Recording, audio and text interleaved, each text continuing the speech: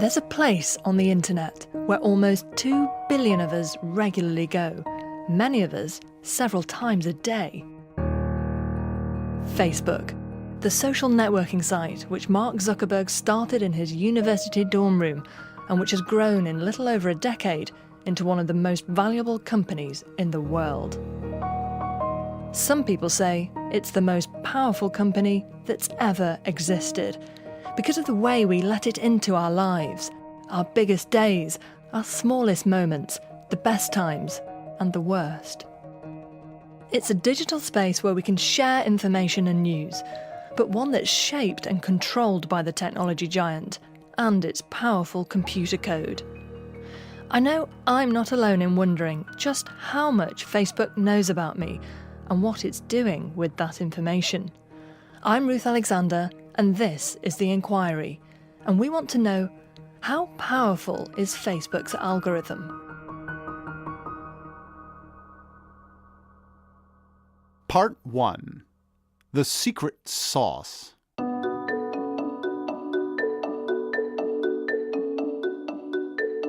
What does the algorithm look like then? You have glanced at the code. What does it look like? It just looks like a lot of computer code. I mean, it's really, visually it's pretty boring. It's numbers, letters. Right.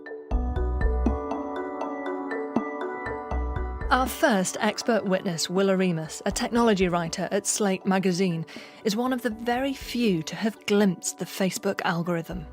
It was a rare opportunity, and the algorithm remains a very closely guarded secret because it really is at the core of their company's value. This is their secret sauce, so to speak. These are their trade secrets. It's the computer code, the set of instructions that makes Facebook work. The company let Willa Remus in so he could write an article about it, but kept him on a tight leash. At one point, I said that I needed to use the bathroom, and they said, "Oh, sure, no problem. We'll just walk you over there." So they walked me over to the bathroom and then stood outside. He was then granted access to the heart of the company, though, to meet the team who work on the algorithm. It was surprising how small the team is. It's several dozen engineers and product managers working in this giant open office in Menlo Park. A lot of them are at standing desks all day. A few of them are sitting down. They're mostly young people in their 20s and 30s, more men than women. And what they're doing all day is combing through spreadsheets and databases to figure out what's working and what's not working. When Facebook started up in 2004, it was a lot simpler than it is today. You just had a page on which you could post comments and photos, and you could visit your friends' pages and see what they were posting and comment on their stuff too. But then, in 2006, Facebook decided to introduce the news feed. It was a feed that would tell you about what your friends were doing on Facebook, that John had just posted on Susie's wall, or Susie liked Mark's status update, and you could see what that status update was. This was a new idea on the web, and it scared people, and there was actually a massive backlash. Thousands signed a petition demanding that Facebook stop invading its users' privacy. The website stuck to its guns. The protests melted away, and the newsfeed, powered by the top-secret algorithm, is now central to the Facebook experience. Every time you open Facebook, the algorithm is going to run a search. It's going to collect all the posts by everybody you follow, your friends, the pages you follow, the celebrities, the publications. And then it's going to run a series of predictions for each of those posts. How likely it is that you would hit like on this post? How likely is it you would comment on this post? How likely is it you would share it with others? The post which appears at the top of your newsfeed is the one the algorithm has calculated you'll be most interested to see. The algorithm's making these decisions based on your past activity. Facebook began to get a sense of our individual tastes when it introduced the like button, allowing us to register our pleasure at seeing particular photos and posts. Once you could tell Facebook, I like this, I like that, then Facebook could use that as a strong signal to predict what you're going to like in the future. I thought I was telling my friend, oh, I like your photo, I like your status update. But from Facebook's point of view, I was telling them, that's what I like. And that's the beauty of Facebook from a business perspective. It's like there's a shadow purpose to everything you do as well. And every action that you take on Facebook doubles as a source of data for Facebook to get to know you better.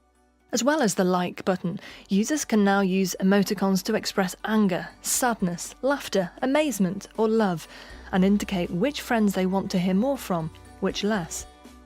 In spending time on Facebook, giving away clues about our likes and dislikes, we give the algorithm enormous power. Part 2. Filter Bubble. I grew up in a very small rural town of 900 people. And when I first got online, all of a sudden I was in this online space with people from all over the world. For a kid who was 13, who was kind of a nerd in a small town, that was about as amazing as it gets.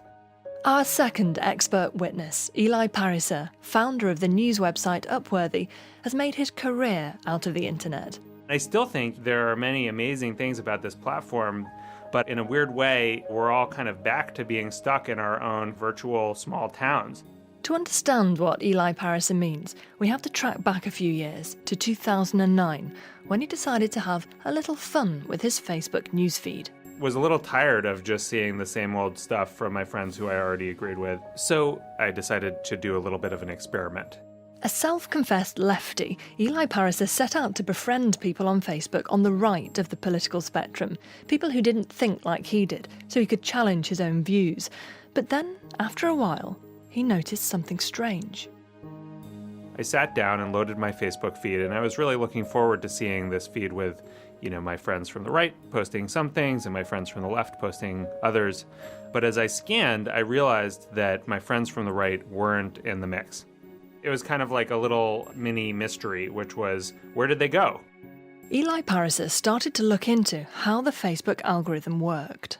And that was when it all kind of started to click, because I realized that they were being edited out. Because he hadn't been liking and clicking on the right-wing content his new friends were sharing, Facebook's algorithm presumed Eli wasn't interested in seeing their posts. You're not clicking on the right-wing news as much as you are on the left-wing news.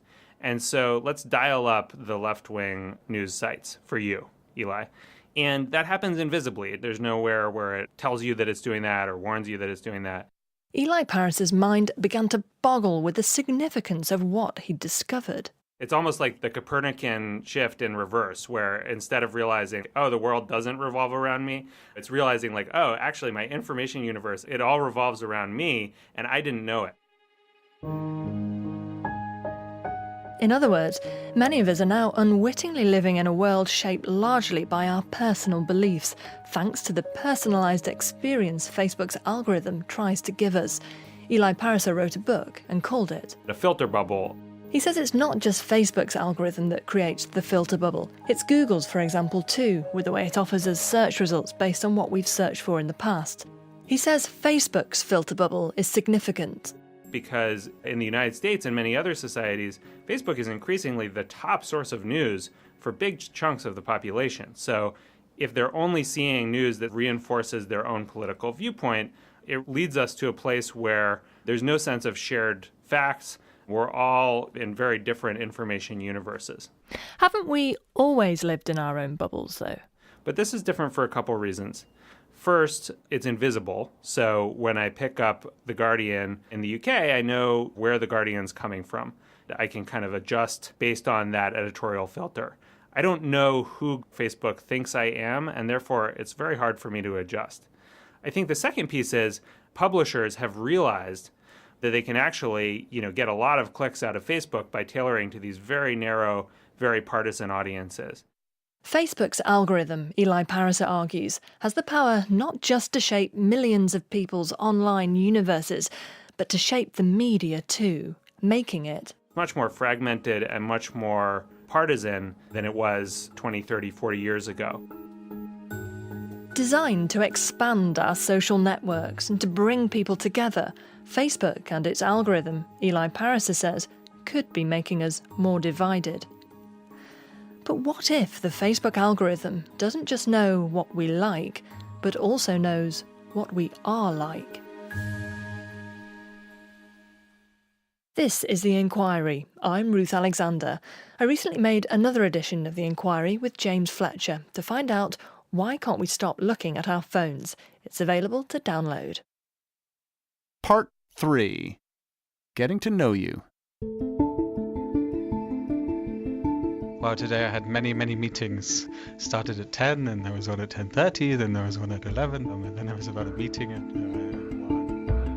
These days, our third expert witness, David Stilwell, can often be spotted dashing about Cambridge on his bike. He's a lecturer in big data and quantitative social science at the university. He calls himself a computer nerd, but the university prefers to think of him as the Mark Zuckerberg of psychometrics, the measurement of personality. Here's what happened. So in 2007, basically I had nothing to do in the summer. David Stilwell had just finished his undergraduate degree in psychology and was waiting to start a PhD. Not one to sit about twiddling his thumbs, he used his psychology degree to design a personality test and turned it into a Facebook app, the My Personality app. And I literally just shared it with my friends, and I was watching the numbers about how many people were using the app. At the beginning there were 5 or 10, and then every time I refreshed the page, the number kept going up. And up and up. 6 million people took the test. In his summer holiday, David Stilwell had inadvertently created a massive database of human psychological profiles, one of the richest sources of information social scientists have ever seen. The 6 million people had all answered a questionnaire which measured key personality traits: openness, conscientiousness, extroversion, agreeableness, and neuroticism. And many had also agreed to share their Facebook information. So we ended up with a big data set about not only what makes people unique from their personality scores, but also what are people actually doing on Facebook. And that's where we started being able to do some really interesting research looking at the two. David Stilwell set about building a computer algorithm that tried to predict a participant's personality based on their Facebook likes and compared that to the questionnaire they'd filled in about themselves and questionnaires their Facebook friends had filled in about them too.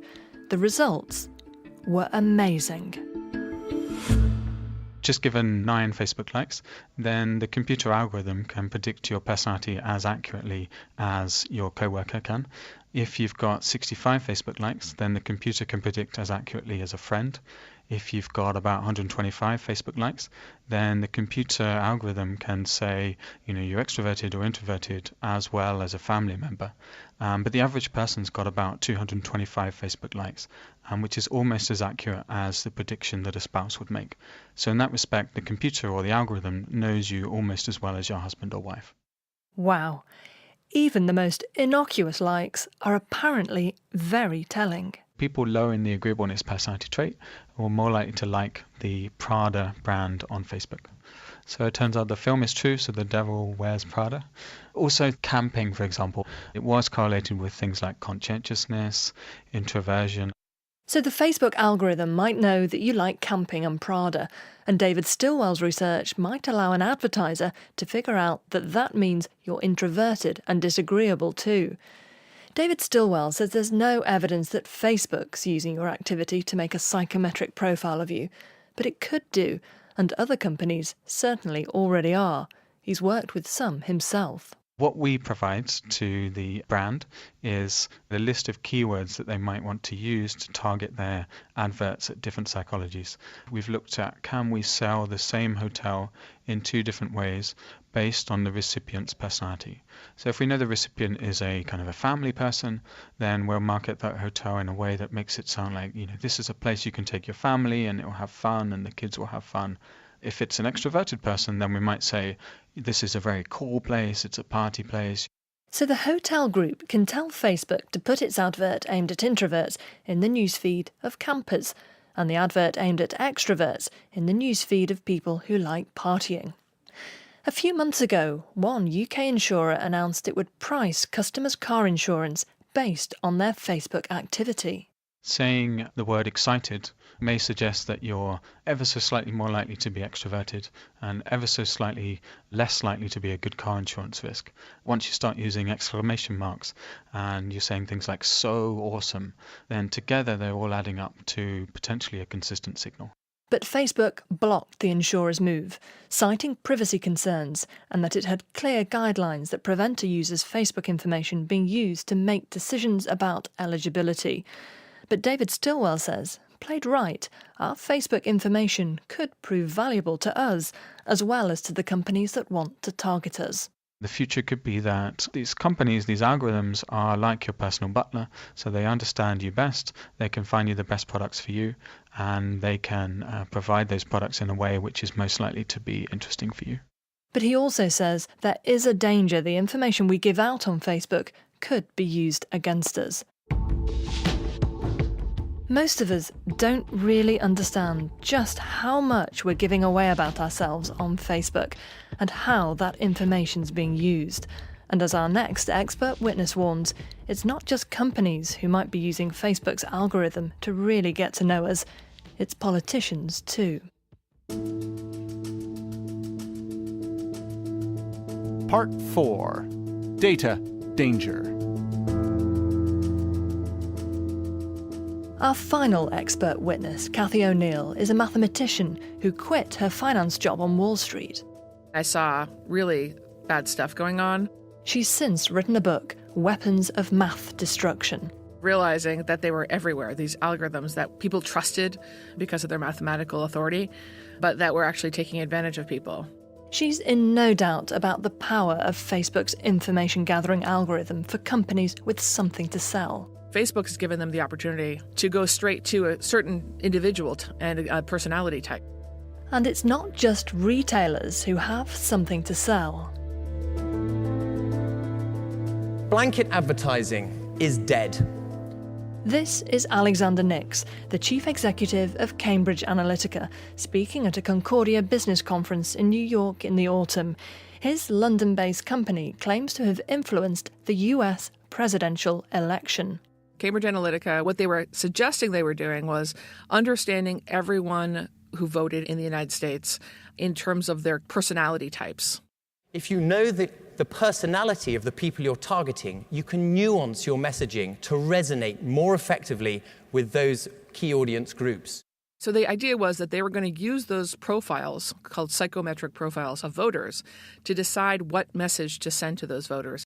So, for a highly neurotic and conscientious audience, you're going to need a message that is rational and fear-based or emotionally based. In this case, the threat of a burglary and the insurance policy of a gun is very persuasive. Alexander Nix points to a political campaign advert that states the Second Amendment right to bear arms isn't just a right, it's an insurance policy. After Donald Trump won the election, this company sent out a statement claiming their personality profiling techniques had helped him win. Some people have said Cambridge Analytica have used data from Facebook users' profiles, but Cambridge Analytica denies it. Cathy O'Neil isn't sure how effective this kind of campaigning has been so far, but she says Facebook is the perfect place for politicians to minutely target people, and that these methods will become more effective. Here's how it could confuse a voter into voting against their political instincts, she says. Take a conservative politician in the US with whom Cathy O'Neil disagrees on all points except one. If Rand Paul's campaign wanted to target me, they would send me the message saying, oh, Rand Paul wants to break up the big banks. So do you. And that's true. I do want to break up the big banks. So I would think to myself, Rand Paul sounds pretty good. Why don't I check him out? And I would go to his website, and they would follow me with cookies. Cookies are downloaded onto your computer when you visit a website. When you visit the site again, it then knows you've been there before. They'd say, oh, we know who this is. This is Cathy, and we know what she thinks, so let's only show her what we want her to see. So it would be very difficult for me to find good information about Rand Paul if I had to rely on Rand Paul's campaign. We're not saying Rand Paul is doing this, by the way. It's just an example of how campaign targeting could work. And psychometric profiling could even be used to stop people voting, Cathy O'Neil says. That's when it gets really scary, is when the campaigns have the ability to send whatever kind of information they want to a given person, including the opposition. We have no way of tracking that. The inventor of the World Wide Web, Sir Tim Berners-Lee, has recently warned that political campaigning on the internet needs tighter regulation, saying that campaigns sent out as many as 50,000 personalised variations of their ads each day on Facebook during the presidential campaign. We don't know what those advertisements were, and Facebook will not show them to us. The problem is that we have no tools at this point. There are no laws against this. We did ask Facebook for an interview, but it declined our invitation. If by this point you're worried about how Facebook's algorithm is changing our world, take a step back, Cathy O'Neil says, and look at the bigger picture. Because it's not just Facebook's algorithm that's wielding huge influence. Powerful algorithms are everywhere. We have algorithms that assess teachers. We have algorithms that tell police where to go. We have algorithms that tell judges how long to sentence criminal defendants to in jail. We have algorithms that decide who gets an interview at a job, how much you're going to pay for insurance, whether you're going to get a credit card. And so it's all over the place. Maybe these algorithms are leading to better decision making. Sometimes they could be. The problem, she says, is that no one really understands what's going into the algorithms, into the black box. And what's in there is not as scientific and objective as many people assume. Algorithms are opinions embedded in math, embedded in formal code. So they are some person's viewpoint on what is valuable, what is important. Cathy O'Neil has set up a company to help industry regulators audit algorithms. She admits they're not banging down her door for help, though. But she's convinced this will change. In the next 5-10 years, we're going to have a new regulator that is in charge of algorithms, that helps every single regulator make sure that the algorithms involved in their specialty are fair and accountable. We will have to do that, or else we'll just be slaves to the machine. How powerful is Facebook's algorithm? The answer, it seems, is very powerful. In trying to serve us only what it thinks we'll like, it's invisibly filtering the information we encounter. And as it learns from the data we willingly provide, it's getting to know us as well as our friends, even our partners. That makes it easier for companies to target us with adverts aimed at our individual desires and fears. That could be useful, helping us to find the products we really need. Or it could expose us to manipulation. We've been talking about just one firm, albeit a huge one, trying to make sense of the data trails we create. There are many others. And if it's not just retailers, but also politicians trying to exploit the power of the algorithm, the implications could be profound.